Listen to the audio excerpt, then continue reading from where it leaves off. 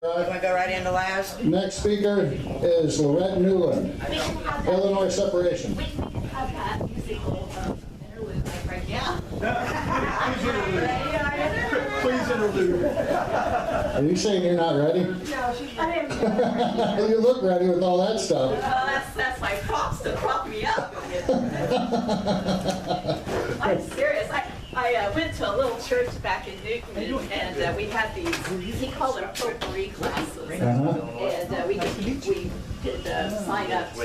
Which one do you want? Do you want the standing one? Do you want a handheld one? What do you want? I'll start with this. Huh? Okay, start with this. Yeah. All right, and I said LoretNewlin for a reason. Because he misspelled it, didn't they not? No, it's actually on the birth certificate, True Confessions, and how I have to sign the petition over there. I have to sign it Loretta F. But when I was in college, I had a girlfriend who called me Lorette, and I liked that so much better. My mother did not like it better, but Yeah, let's go. one day I finally popped off and said to her, "Yes, Merle Louise," because she didn't go by her first name at all. Anyway, that was rather cheeky of me. So this preacher would say to me every week, do you want to teach next week? And I'd always say no, and eventually I had to confess to him, as long as you put it to me that way, the answer is always going to be no, because I am never going to be ready, and I'm never going to want to do this, because it was going to be a hard topic, and it was probably going to step on some people's feelings, but it was the truth from God's Word. And I wasn't really sure how to start today. I was kind of waiting to see what other people said and go from there. And we've heard unity. So I'm going to start with some scripture.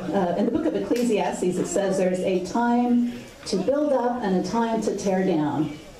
There's a time to rend, separate, tear, and a time to mend. And I've got those mixed, I'm sure, because that's not one of the passages that I memorized, and I just thought of it on the way here. You heard unity from Darren Bailey. He is not opposed to what I'm doing, just so you know. We had the conversation out in the tent again. We are farmers, and yes, I was one of those farm girls that had never been to a county board meeting until my friend said, "Will you come and pray at this meeting?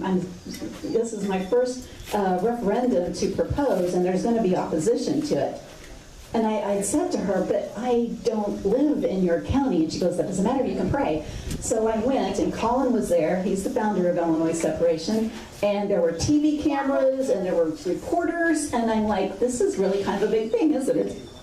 So I was very impressed with how the board meeting went, and that's what I thought every board meeting was like, and I got a rude awakening when it was time for me to present in front of my own county board. It was not like that at all. The chairman of the finance committee gave a 5 or 10 minute tirade against separation, and I sat there thinking, I'm getting madder and madder, and I was one of those red-haired people, and I was glad the other guy had to go first, and I thought, do I scrap what I was going to say and just respond, or do I keep with what I was going to say? Well, I wasn't a very secure speaker, so I pretty well stuck with what was on my agenda, but I took great pleasure in saying, now, in the board packet that you received, because he said, you know, there's a constitutional way of doing this. So I just ripped through and I said, you've got that, and I've got it right here. In your board packet is Article 4, Section 3, that tells how the Constitution says to do a state split. So anyway, I ended up going to more county board meetings in a 2-year period of time than I had in my entire life. And I discovered that every single county is different. So the unity thing, our nation wasn't born out of unity, now was it? Remember? And I can't quote it, and I used to be able to. When in the course of human events, what happens? I left my cheat sheet. Sometimes it becomes necessary to separate the political bonds that have bound two groups together. And I personally think we are overdue for a separation from Chicago. It's actually the 6th or 7th time it's been tried. We are tied with another state in the most number of times that we've wanted to do this. California? I wish I could remember. I'll have to look it up again. Sometimes when I get over full, stuff that I learned earlier kind of spills out the other end. But I did remember that we're tied with the most number of attempts. And that could be discouraging because people will say, well, you know, it's been tried before. And I have two things to say to that. One, we didn't have Facebook any of those times, and I can connect with Kirk Donald up in McHenry, and we're going to present to the McHenry County Board. That is the one of our second biggest counties that I'm helping with getting it on the ballot. Madison County's the biggest, and they are huge. They need 8,219 signatures. Who knows somebody that lives in Madison County? Some, yes. Where's Madison County? Madison County is that direction, towards St. Louis. St. Louis. Everything from Piron to Alton, Jerseyville. and north. Okay. It's one of the bigger counties. Yeah. It's like the crown jewel, because one of the criticisms we've also got is, well, the only ones that are getting on the ballot are these little bitty counties over here in southeastern Illinois. Well, that's because we had Darren Bailey and 8 signers of that HR 101 kind of live over in this neck of the woods. And when he had his first rally at Effingham, Illinois Separation set up 3 tables, and they were busy the whole time. So it kind of got a jump start there.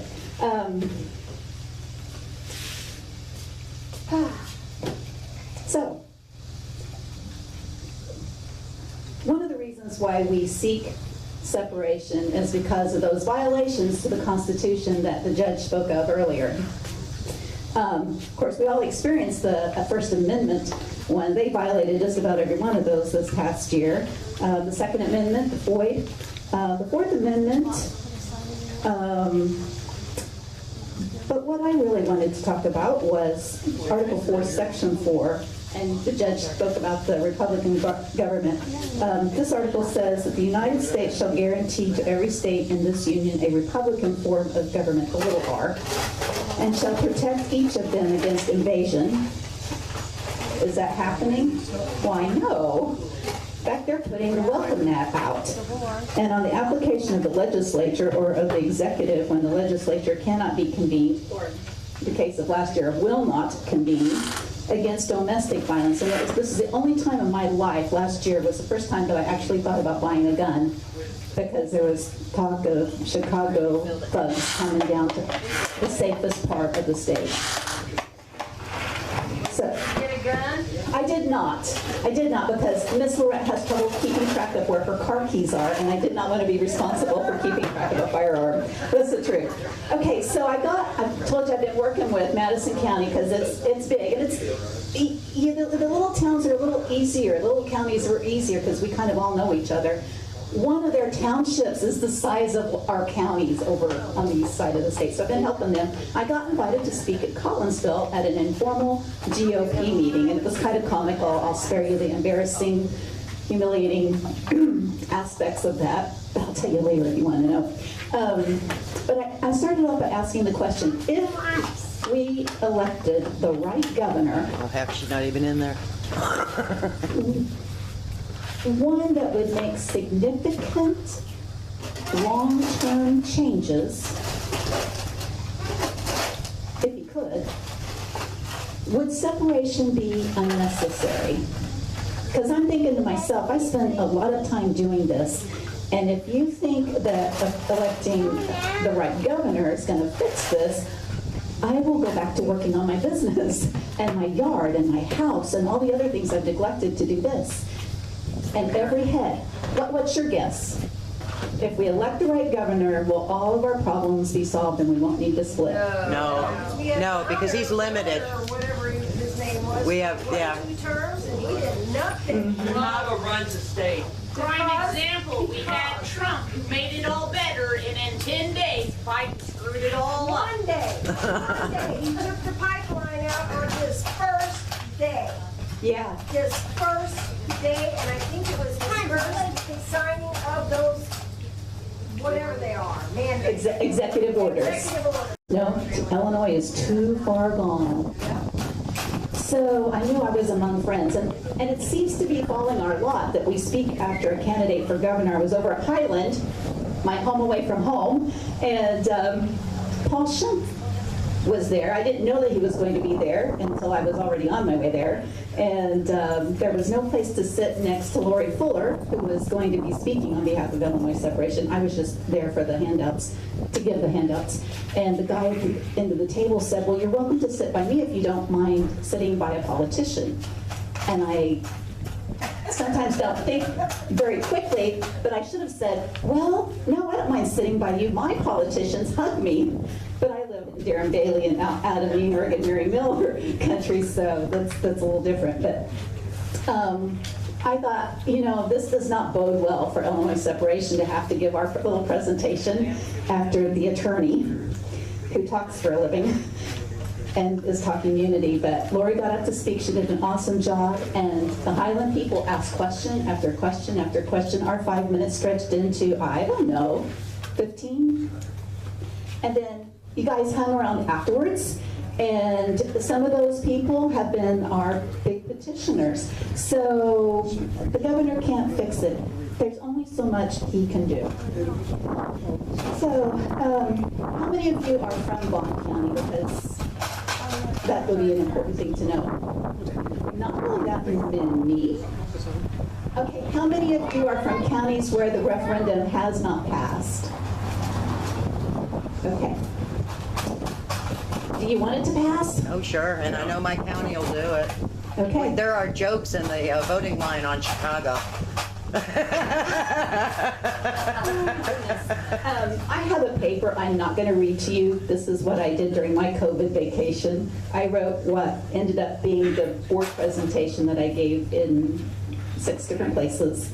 The most exciting one was probably Clay County. It was the biggest board that I had presented to at the time. There was 14, and it really helped to have the county GOP chairman on my team. He called ahead, yes, and the chairman thanked me, yay, and then he says, now you just have to convince 14 other people. And I'm like, oh, this is not boding well. I didn't do well in that speech to convince. But I used this presentation, and I started by showing the COVID-19 map. And we remember how that looked. The northeast corner was red as a beet. My county where I work had 0, but my business was shut down. Can't do massage from 6 feet away very well, can you? And then the J-Card team was going to just vote on whether or not to criminalize small business owners like Carolyn and I, because we can't do massage from 6 feet away, for violating his laws, his edicts, not laws, his edicts.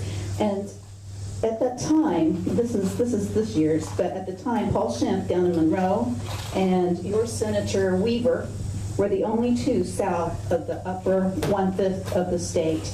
And now, with those guys not having run for re-election, we have no geographic representation down here at all. 0. So I walked in looking like my usual college student self, and I pulled that out and was asking Mr. Schimpf questions, and the lady who had invited us, Cindy, she said, "Can I look at that?" So I passed it down. She looked it over and she pointedly said to Mr. Schimpf, "Why isn't there anyone down here?" Well, they're appointed. They're appointed by, do you know who appoints the J-Card team? No? Next guest? Obama. Oh, let somebody else have a chance. That's funny. The mayor, the city council, commissioner. County board. No. The people who appoint J-Car are the Senate president and whoever the minority leader is, and the Speaker of the House, I believe, and the minority leader. And where are those people located? Well, I think they're pretty much in the Cook County neck of the woods. What I don't get is how come they don't ever use the Springfield mansion? It's inconvenient. I know that. Well, Bridger probably doesn't even know where it's at. Well, if Darren Bailey gets in, Cindy will be having house parties, and you all are invited. Hey, and I don't think he said this, but I'm just gonna invite you to his house the last Sunday of September. He always has a fundraiser. It's literally in his backyard. And last year, there were about 900 people. And the bathrooms were a pretty good size line, and so he said, if the line's too long and you can't wait for that, you just help yourself go in the house. There's 3 bathrooms, make yourself at home. Who does that? Who does that? Darren Bailey does. Okay, so let's get to the criticisms. Some say that this referendum is a waste of time because it doesn't do anything, and I've got some Republican representatives who've been discouraging my petitioners with those kind of words, and then turns around and wants to make it sound like that vote was his. In response, I must refer to the declaration which says the government derives its just powers by the consent of the people. And so the first thing that we're doing with this referendum is getting the consent of the people to explore it. And we're not made out of the same metal that our forefathers were. I mean, the Pilgrims, they came to America, arrived in November. There was no Motel 6 leaving the light on, and it was not camping season. And they didn't turn tail and leave at the first ship back. The Founding Fathers signed that Declaration of Independence, and they pledged their lives, their fortunes, and their sacred honor. The pioneers went west in covered wagons with their kiddos and meager possessions. And my dad was old enough that he was one of those who moved in a covered wagon. I'm not that far removed from that era. And I suppose that's why I took the risk and quit my seemingly secure job at a counseling center with paid vacation and paid 401k that was fully 100% matched by the company. All the perks, steady paycheck, and I quit it to do misogyny. It wasn't a good season to be starting to do that. My income was $75 a month the 3 months prior to my quitting. Did it anyway. And on my 25th anniversary of my business, I went back to that counseling center that seemed to be the secure thing, and the only thing in their parking lot was grass growing up in the cracks. They had been closed for 5 years, and the final year, one of their employees had not received a paycheck the entire year. They relied heavily on the state of Illinois for their subsistence. And so I'm not scared to separate from Chicago. I don't feel like they are the economic engine of our state. They can't be that deep in debt and be the economic engine. Can they? I don't think so. So, So we've got to have the data to support that. And, that's where I run into problems when I talk to people. I haven't seen data to support the fact that we can separate conflict and conflict. One of the fun things, and I didn't have the data either. I didn't have the data. I had the data that showed that I was going to flunk like crazy when I quit my secure job. I didn't. Everything was against me. Are you aware that most of the relief money for small businesses went to Chicago? That doesn't surprise me. I didn't apply. Because get this, God so blessed me. And that's what we have gotten so far away from our trust in God. That's how the Pilgrims were able to come. That's how the forefathers were able to do what they did, and the people that went west. It's their faith in God. And I was shut down for 3 months, and I lived off of savings, and I wasn't worried.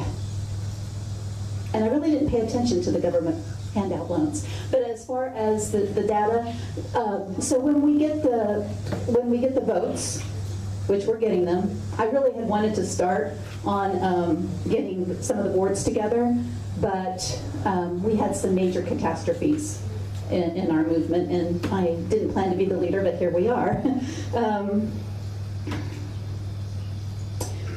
The board's job will be to get their heads together. I did not know this until I started sticking my nose into other counties' board meetings. Madison County has like $2 or $3 million surplus. Edgar County has over $1 million surplus. They must be doing something right. Now, the Paul Simon report likes to pretend that we are the poverty-stricken ones, and we're the ones that's getting the most money from the government. You know, poor Chicago's only getting this much, 50%, 50 cents on the dollar, and we're getting $2.31. But what statistics are only as good as the people who use them behind them. It doesn't take into account that all 100% of the prisons are in downstate Illinois. And it doesn't look at the fact that 70 to 80% of the inmates are from Rich County. Correct. So when your tax dollars are going to the prisons, 80% of that really needs to be credited, 70 to 80% of it needs to be put as received by Cook County, because that's who's living and getting room and board at the prisons. Not only does that Paul Simon report not talk about that, it doesn't talk about the fact that in long-term facilities, your maximum, the family lives too far away in Cook County to travel all the time, so what are they going to do? To visit with their family, what are they going to do? Move to that county. Well, they generally can do that because they don't have a JOB. So what does that make that county's economic situation look like? Poor. So the Paul Simon report is extremely flawed. And are you familiar with Adam Andrzejewski? I can't say his name right. You could probably do it better. Andrzejewski, thank you. He has an awesome video that I've watched 3 times, and Chicago and Cook County are heavily in his as examples of crookedness and lack of transparency. And that's part of why you're not going to see things. That's why it's smart. Colin was very smart to ask for the counties to get together and leave Cook out of it, because it really doesn't matter. It matters what can we do, in my opinion. What can we do? So, after the county boards get together, as many as want to, and see, we got to start with this. We got to start with this, because if it is just this little corner of the world, we probably can't make it as a separate state. But if we can get 75% of the state on the ballot and 75% of the state saying, yes, we want this, then we've got some leverage. Then the county boards get together, they look and see, can we do it? And they have a convention, a constitutional convention, and write a constitution and vote on whether, yes, we think we can do this or not. And then with the votes that we've got of interest, then we can use that to push Senator Bailey, if he's still a senator, or this person or the other. And that's how we push. We use the vote to push. Oh, okay. I think I said everything except one last thing, and that is it gives the board permission. And when I was growing up, my mom used to give me permission to do things. And generally it was not anything that I had asked permission to do, if you catch my drift. It was something she wanted done that I didn't necessarily care about doing. I didn't really want to do. And in a way, that's kind of what we're asking with the board. We're giving them permission to do something that they may not be all that wild about doing. And so it's going to take us pushing them, saying, hey, Mr. Board Member, look at this. Jasper County voted 77% in favor of you looking and talking to these other boards. We want you to do that. That's what we voted for. And we, put on the pressure. And then when it gets to the state level, we say, Adam Niemerg, look at how your district voted. Darren Bailey, or whoever the senator is, look at how your district voted. If you vote no on our statehood bill, you could be looking for another job, because the same 70% that voted you in, voted yes for this, could vote no for you if you vote no. So it will be up to us to stand up, speak out, and get involved. I'm done. something I'd like to add just real quick on that. A good example, a lot of times I hear people say, oh, we have to have Cook County because they support the state. No, they do not. I'm from Mercer County, probably the largest town in my county is 2,500 people. We only get 3% back of the taxes that we pay into the state. So who's getting the rest of the money we're paying taxes for? All right. A hand for Lorette again. For separation. All right, the next speaker I'm going to be mentioning here, because they have to go, is Mr. Thomas DeVore. You here? Yeah, there you go. Thomas DeVore, come on up here. All it says is your name, so I don't know who you are. What? I'm nobody. It says appellate court. Okay. Yeah. There you go. Thank you very much, everybody. Tom DeVore. I'm from this town, so from those of you that are here, you probably know who I am. I'm an attorney that lives in Bond County, been here my whole life, and I've probably spent more of my life the last year and a half fighting these governor controlled mandates than anybody, I suspect. So a little bit about myself. I'm running for the appellate court. I'm a first-generation college student. Nobody in my family ever went to college. And I went when I was 21 years old, paid my own way through, and several years later went to law school. And I'm glad to say that my goal in life was to raise 3 kids better people than myself, and they're all now going to college. 3 National Honor Society students, 1 Illinois State Scholar, and again, my job that I felt I had was complete. Why I do what I do is because of that, because what's at risk, I've heard a lot of people talk today, and I agree and disagree with a few of those things, but what we're dealing with is how do you maintain the American dream for the generations that come behind us, right? Because everybody, regardless of their political affiliation, has that same ideal. It's just how you go about accomplishing that varies drastically depending on who you talk to, right? Doesn't make one person bad, one person good. It makes them different, and that's what this country's all about. And so I stand for the proposition that everybody should have a right to fulfill that dream and to move forward in whatever way they feels best. And if they disagree with me, that's okay.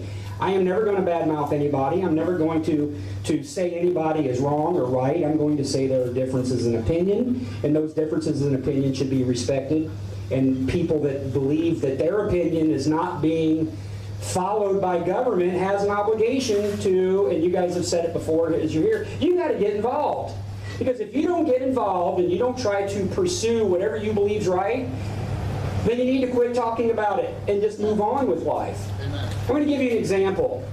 I use this every time I give a presentation, and this is what has got us in this country to the point that we're in, and you can't slice it any other way. I'm going to take this group of people, I'm going to draw you right in half, this half and this half, and I'm going to pick a topic. I don't care what the topic is. You can pick abortion. There's one that'll get people fired up, right? Oh, abortion. Let's talk about, in Illinois, pensions. Let's talk about public pensions. Well, that'll get everybody pissed off, too. And I can stand here as a potential, and Darren Bailey was here before. He said he doesn't like politicians. I'll tell you that story in a second. I'm the one that started that with Darren because I cannot stand politicians. And I'm running for a non-political office, thank gosh, even though I have to run as a Republican, and I am. But I'm going to draw that line, and I'm going to say abortion. Here we go. Now you're all sitting there thinking, I wonder what Tom's opinion of abortion is. It doesn't matter. And I'm going to say abortion is against God's will, and government needs to do whatever they can do to make it illegal, and we're not going to provide funding for it. And this half of the room is going to go, yeah, Tom, you're great. We agree with you. And this half of the room going, he's an idiot. And I don't believe a word he says, and he just is stupid.